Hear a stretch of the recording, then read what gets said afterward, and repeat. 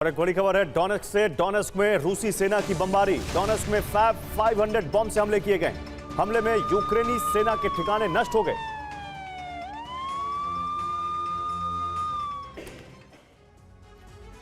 तो अब से पहले सर्द मौसम की शुरुआत के साथ ही युद्ध की रफ्तार थोड़ी धीमी हो जाती थी, लेकिन इस साल माहौल अलग है।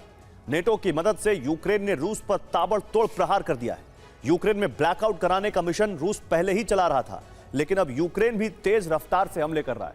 नवंबर महीने की शुरुआत भारी तबाही और धमाकों से हुई है। दोनों देश एक दूसरे के ऊर्जा ठिकानों को तबाह कर रहे हैं। तेल ठिकाने भी टारगेट पर है। यूक्रेन में बिजली संकट जारी है, तो वहीं रूस के कुछ शहरों में भी बिजली की किल्लत शुरू हो चुकी है। यूक्रेन में मौसम बदलने के साथ ही जंग की रफ्तार भी बदल गई।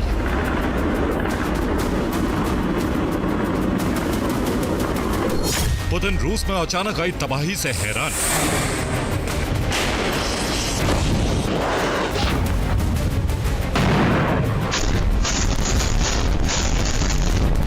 तो वहीं रूसी सेना के इंतकाम से यूक्रेन धधक रहा है।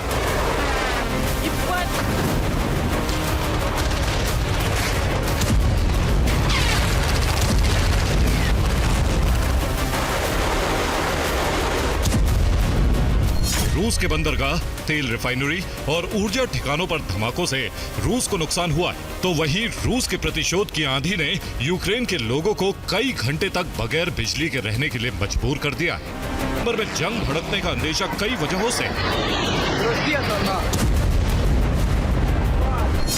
यूक्रेन ने अचानक रूस पर बड़े हमले किए। यूक्रेन के सभी ड्रोन रूस के बड़े ठिकानों पर गए। रूसी तेल भंडार में आग के साथ ही एक निर्यात केंद्र पर बड़ी तबाही मची। यूक्रेन के हमलों का असर मॉस्को तक देखा गया। यूक्रेन से बदला लेने के लिए रूस ने भी यूक्रेन पर ताबड़तोड़ हमला किया। रूस यूक्रेन के हर हमले का हिसाब ले रहा है।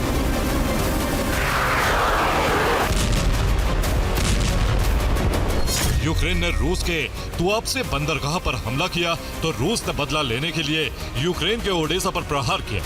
दोनों जगहों पर भयंकर आग लग गई। यूक्रेन का दावा है कि मॉस्को में रूस की एक तेल पाइपलाइन पर हमले में भी कामयाबी मिली। रिपोर्ट के मुताबिक पाइपलाइन से रूसी सेना को तेल की सप्लाई हो रही थी। रिपोर्ट के मुताबिक हमले में रूस की कोल्त्सेवॉय पाइपलाइन क्षतिग्रस्त हो गई। पाइपलाइन की लंबाई करीब 400 किलोमीटर।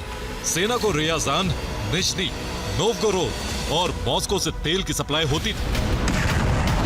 रूस की सारातोव रिफाइनरी को यूक्रेन ने फिर निशाना बनाया। रूस की इस रिफाइनरी पर कई बार हमले हो चुके हैं। क्रीमिया में भी यूक्रेन का ताबड़तोड़ हमला जारी रहा।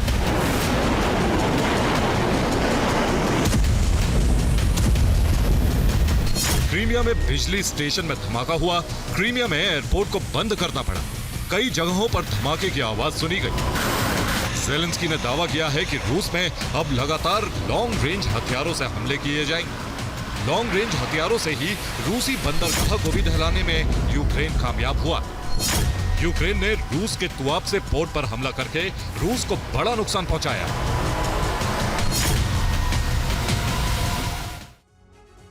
तो रूस के एक बंदरगाह को यूक्रेन ने निशाना बनाया। रिपोर्ट के मुताबिक रूस के तुआप्से पोर्ट पर जोरदार धमाका हुआ, जिसके बाद आग लग गई।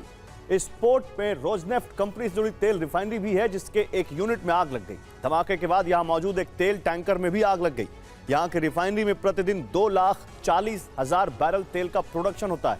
खास बात है कि तुआप्से बंदरगाह से ही रूस तेल का निर्यात करता है। हमले के दौरान यहां 2 विदेशी जहाज भी जल गए। तुआप्से बंदरगाह रूस के तेल निर्यात का केंद्र माना जाता है। तुआप्से बंदरगाह से ही चीन को तेल सप्लाई होती है। इसके अलावा कई देशों को तेल भेजा जाता है। यूक्रेन ने रूस के कब्जे वाले इलाके में भी हमला किया है। डोनेस्क और लुहांस्क के जिन इलाकों में रूसी सेना मौजूद है, वहां भी ड्रोन धमाके हुए।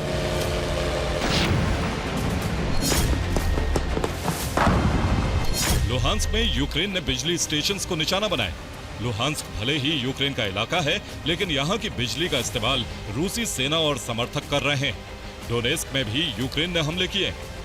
यूक्रेनी सेना ने लुहांस्क में 4 बिजली सब स्टेशन को निशाना बनाया, जिसकी वजह से 4 इलाकों में बिजली की सप्लाई बंद हो गई। रूसी एयर डिफेंस की मुस्तैदी के बावजूद यूक्रेन हमलों में कामयाब हुआ।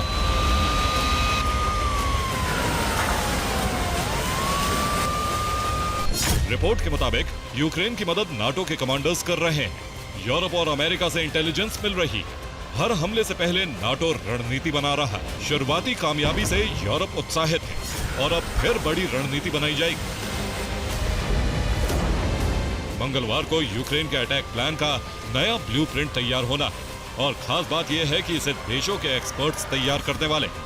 यूक्रेन के हमले के बाद से रूस के बदले का मिशन जारी है। यूक्रेन के कई शहरों पर लगातार हमले हुए।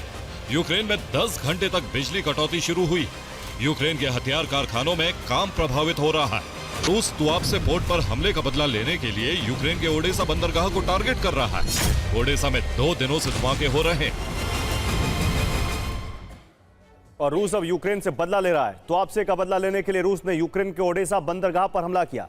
हमले के वक्त पोर्ट पर कई तेल टैंकर मौजूद थे जिन्हें टारगेट किया गया। रूस के हमले से टैंकर्स में आग लग गई और तेल का स्टॉक नष्ट हो गया।